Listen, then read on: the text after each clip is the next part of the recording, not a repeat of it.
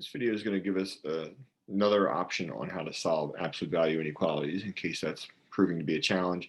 And it's also going to give us a chance to look at the possibility that maybe absolute value inequalities would have no solutions or that all real numbers would be solutions. So then two objectives are laid out. Let's start with an example. We've now seen three different ways that we could do this. And all of them have their challenges, but all of them also could be appealing to someone. But I wanted to throw another one out there. And this is one that actually is more commonly used when you start getting into your algebra 2s and your pre-calculuses and things like that. So it's a new idea, but if you're struggling and you want to take another shot at it, you can give this thing a look. So it's an alternative to the logic, the ideas, the distance, the algebraic definition. It also does help us graph if you feel like you have a weakness there. So what we do in this approach is we solve the absolute value equation to find critical values. So for every inequality, there's kind of related equations, and all those equations do is get you the endpoints. So what this process does is it helps us concentrate on the endpoints, and then we'll try to build around the endpoints. So we'll start by solving an absolute value equation that looks like this, but with an equal sign in it instead.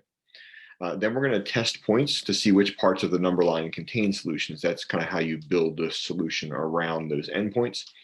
And then we'll write the inequality describing those parts. So what I've done down here is I showed what it would look like if we had done this the old-fashioned way, using one of any of those many methods. So it's all solved out, and we can see the solution. But I want to show you how that comes together if we do what it says in this kind of larger print. So we're going to solve the absolute value equation. So think about this thing as an equation for a bit. We can't completely dismiss the inequality. We're going to need that later on, but for now, we'll focus on just the endpoints. So we'll solve the equation by unraveling all the things around x, which in this case means getting rid of the -4 first and the ×2 second. And now you get to this absolute value equation in its cleanest form. And this is where we usually would then split it. And we'd say, all right, so I can tell now that x plus 3 must be equal to 6 or -6 based on that absolute value equation. I know ultimately we're solving an inequality, but these give you the endpoints for that inequality. The equation gives you the endpoints for the inequality. So now what we're going to do is we'll get those two endpoints, and we'll start to look at them on a number line, because when we do that, it breaks all of the numbers into sections. And some of those sections are going to be solutions to the inequality, and some of them aren't. And those sections are going to change, if anywhere, just at the endpoints we found. So it ends up looking like this. We call these things critical values. The solutions to the equation are critical values. And we'll draw a number line, and we'll put those critical values on there. And we'll try to answer the question, where do the solutions lie on the number line? And you can see from this, what we're trying to say is, there's this section here. I wonder if they're solutions to what we're really doing here, the inequality. There's this section in the middle here. I wonder if they're solutions to the inequality. We know these two are the solutions if this had been an equation, but we're not solving an equation, we're solving an inequality. So let's look at these regions here to figure out which sections contain all those many, many answers to the inequality. So what do? Well, we have to think of representatives for each section. So -10 is going to be a good representative for the left-hand part of this number line, because it's to the left of -9. And 0 is just as good as any other, one in here. You could put a 1, or you could try a -2, but I thought 0 is just a decent representative in here. And for this part after 3, I chose to skip 4. I went with 5 instead. You could go with 10, you can go with 100. You just want to find any representative, because what's going to happen is, however this number acts in terms of being a solution or not a solution to the original, the whole section here is going to do that also, because these things only change at endpoints.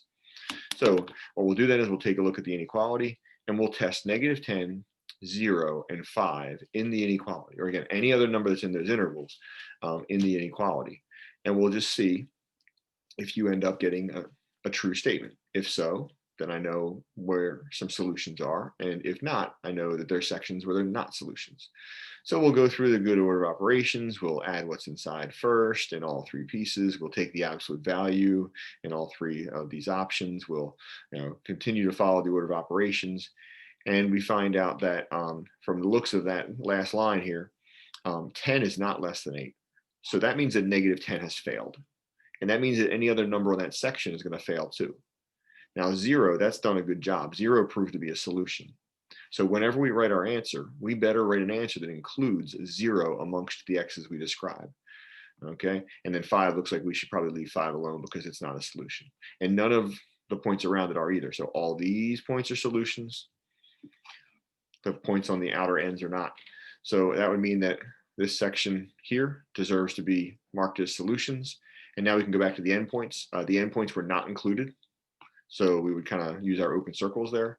And the best way to describe that would be that x is between -9 and 3. We can tell that because 0, which is an x between -9 and 3, was a solution, then every single number from -9 to 3 is a solution, and we would say it that way.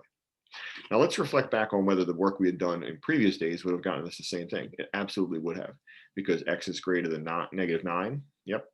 And also x is less than 3. Yep, that sounds like a good between situation. So it would have worked either way. So now you've got 4 different ways. And I'm not saying that any of them are particularly easy, but I think you should start working on which one of these makes the most sense to you and which one you have the most confidence in. And this will be a quick one. There's also possibilities that absolute value inequalities could have no solutions or could be made true by all reals. So remember back when we were doing absolute value equations, we would look at this and we would say, wait a second, this is telling me that the absolute value of some quantity, some number is -4. That's not possible. So we would say there's no way for me to make an absolute value turn out to be exactly equal to a negative. So I wonder, how about, is it possible to make an absolute value bigger than a negative? Like, is it going to be like before, once you see a negative number on this side and an absolute value on the other, we just bail and say there's no solutions? So I've got one with absolute value being greater than a negative. I've got one being absolute value less than a negative. Let's think about both of them. So this again becomes logic as a good tool. Aren't all absolute values greater than any negative? So like, isn't this absolute value, by the time we're done, isn't it going to be 0 or bigger?